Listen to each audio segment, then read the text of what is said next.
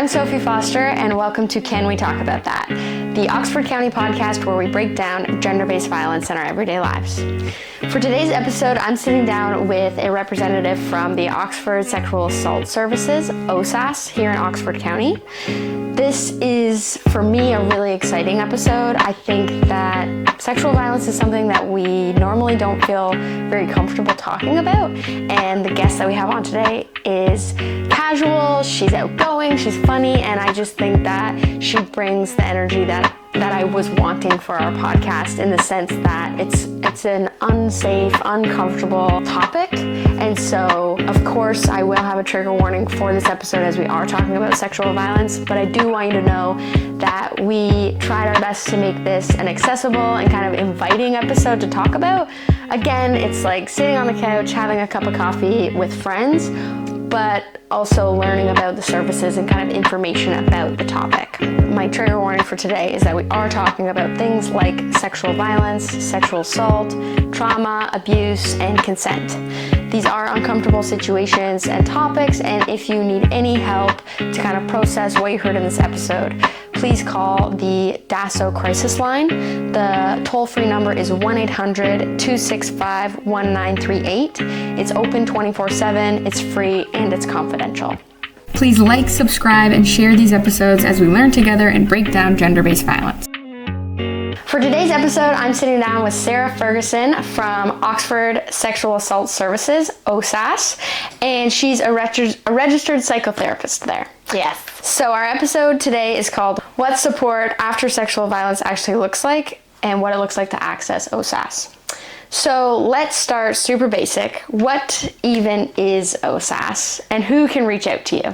Yes, great question. So OSAS, or Oxford Sexual Assault Services, is actually run through Oxford County Community Health Center. So it allows us to kind of provide that wraparound support because we're one of the first sexual violence centers to be within a community health center.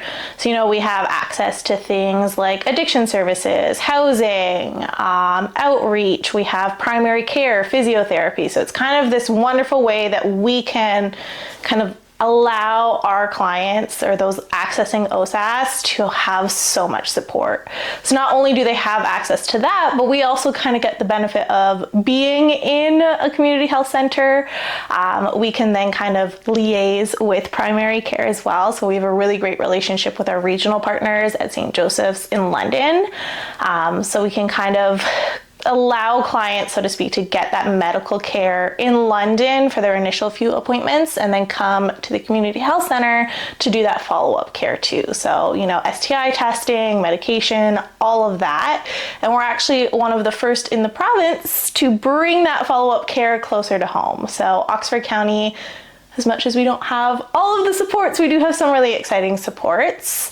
And OSAS in and of itself is kind of a one-stop shop, so to speak. So we can provide folks with counseling, we can provide them with just information and education around what even is trauma, what is sexual violence, or even like coordination with different services within the community, right? So kind of navigating the court system. What does it look like if I choose to report it? Working really closely with CAS, right? And kind of Ingamo and DASO and all of those things as well. So it's kind of like a little hub network that we refer everyone to if they need it. And then where I come in most is we also offer trauma-informed counseling for folks that have been impacted by sexual violence at any point in their lifetime. So it could be recent, it could be historic, and then we kind of just free of charge say, okay, let's sit down and have a couple of counseling sessions together for, whatever you feel like you need, and then we kind of go from there. Okay, so it's, a few free sessions that you're able to access? They can access sessions for as long as they need. So essentially it's an individualized treatment plan. So if one client's like, I think I only need 3 sessions, 4 sessions just to get me through kind of the court process, sure, we can totally do that. We have clients who stay a little bit longer, kind of whenever they're feeling like they're ready to end that support or kind of maybe go on to different supports. That's going to look different for everyone. Mm-hmm. And then they'd go on to maybe like, the regular pay per hour kind of therapist. If they choose to. Some folks are like, yeah, I'm good. Cool. And then they come back, or they're like, I'm good forever. Yeah, that's amazing. I didn't realize that it was free. Yes. I work in this community. I don't didn't think know it a was lot free. of people know. I tell clients all the time and they get super excited about it, right? Because we really want it to be low barrier. Exactly, yeah. It's a huge barrier, even to just think about talking about sexual violence Yes. and then to think about having to pay for it. Uh-huh. Wow, that's amazing.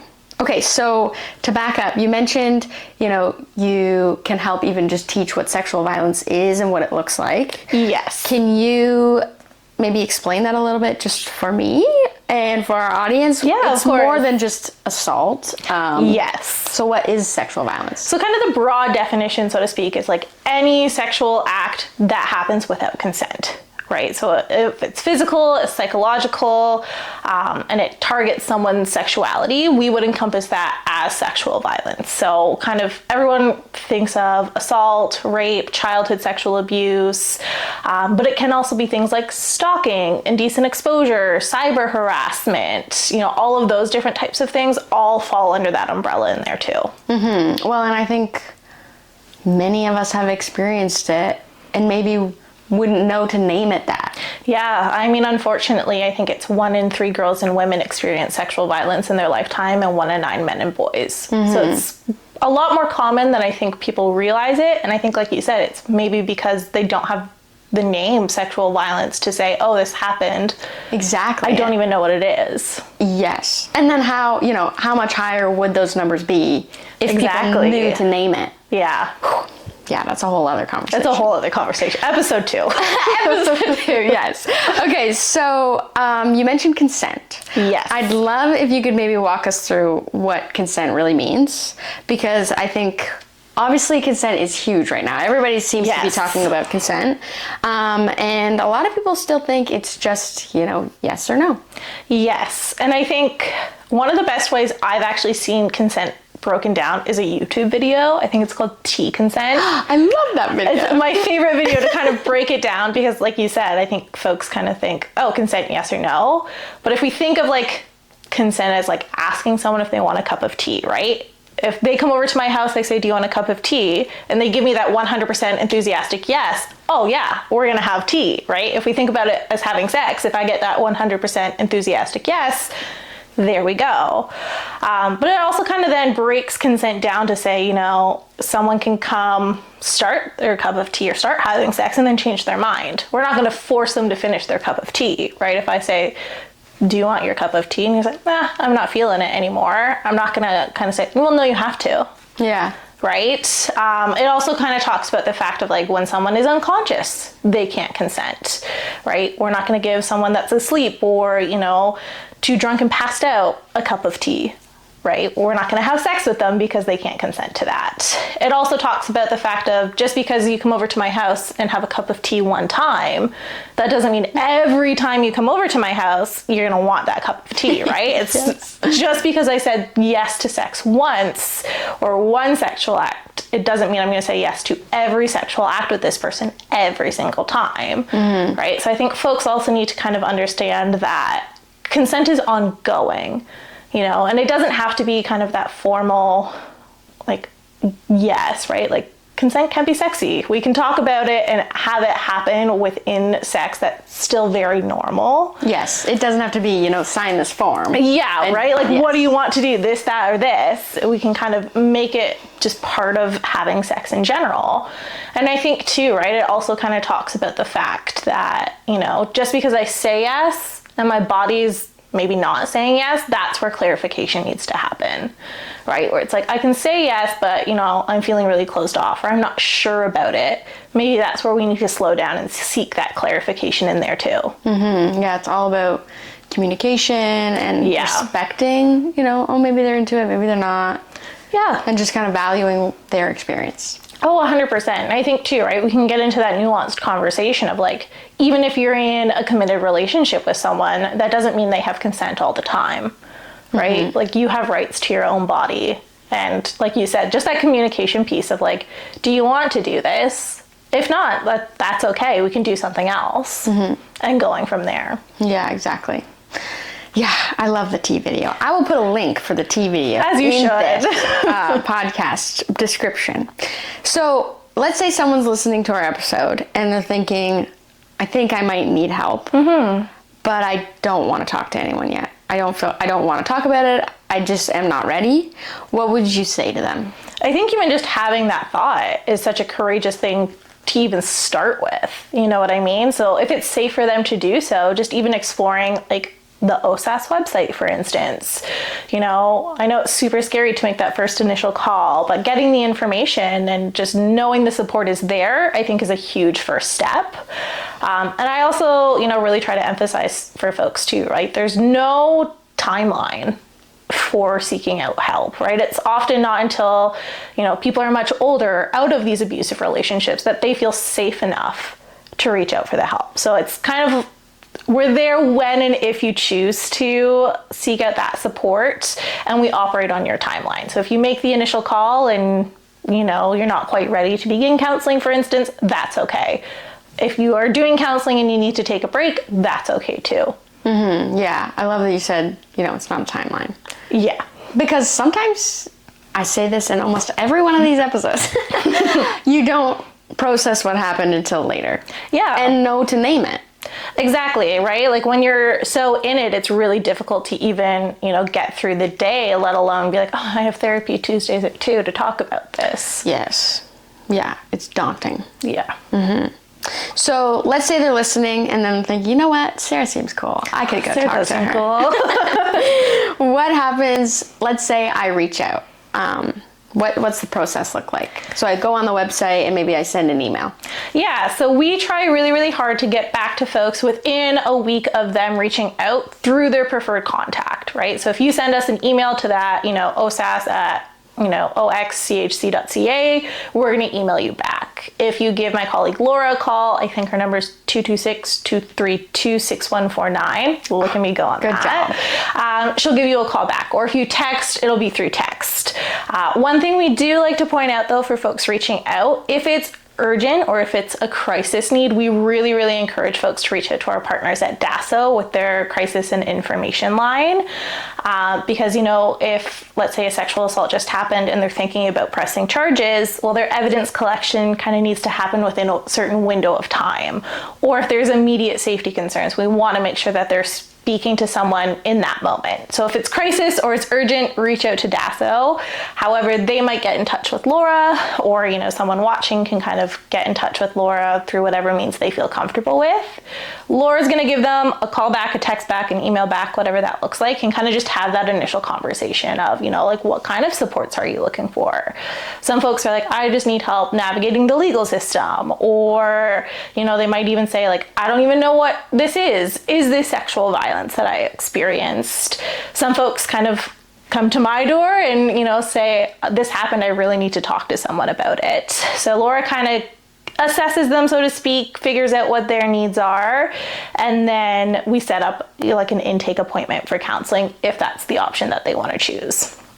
And I also like to mention too, right, it doesn't have to be the survivor reaching out. A friend can reach out, a family member can reach out, community partners can reach out, all of those different types of things as well, right? So it's not kind of just on the survivor to reach out. If they have a trusted family member or friend, they can reach out as well. On behalf of the survivor? Yeah. Like so trying if to get the survivor help. Yeah, so if it's like my daughter, for instance, right? Like, this happened to her, she needs to talk to someone about it. Okay. That can happen as well. Okay, and then it would just kind of go from there. Yeah, we kind of just develop whatever kind of treatment plan, which is just a fancy word of like what kind of model of care that they're looking for. Mm-hmm. That's really cool. So what would those different models kind of look like? I don't know what Laura does. I can only speak for myself, but I very much am kind of meeting clients where they're at, right? So some folks are like, I don't want to talk about what happened, which I would never push them to disclose, but I want coping skills, right? Like, I'm having really bad nightmares, or I feel really anxious in public now. How do I deal with that, right? So it could be looking at that. Other folks are like, I need to talk about what happened. I need to process it. I need to kind of work through all of that. So that's what that might look like for them. Or it could be a mix of both. It really just depends on what they're wanting to gain out of counseling. Mm-hmm. And you mentioned this before, but I'm just going to ask it so we make sure everybody hears it in this episode. What if something happened a long time ago? Is it still okay for me to contact you guys and ask for support? 100%. Trauma is trauma. There's no kind of right time to seek out help.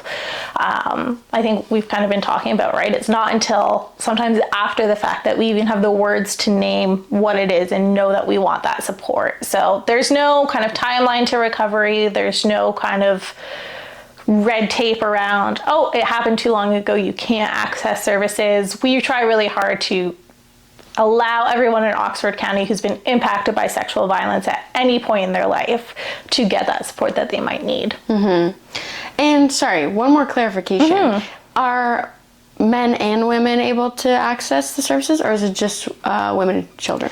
Well, you've reached us at a very exciting point in the OSAS life or chapter, I should say. We've recently got a grant that's allowing us to kind of rapidly expand things as well. So we're trying really hard to eventually open things up to all ages. I know currently we're launching for all genders, whether that's, female identifying folks, male identifying folks, non-binary folks, gender fluid folks, all of the in-betweens there as well. So that's been super exciting.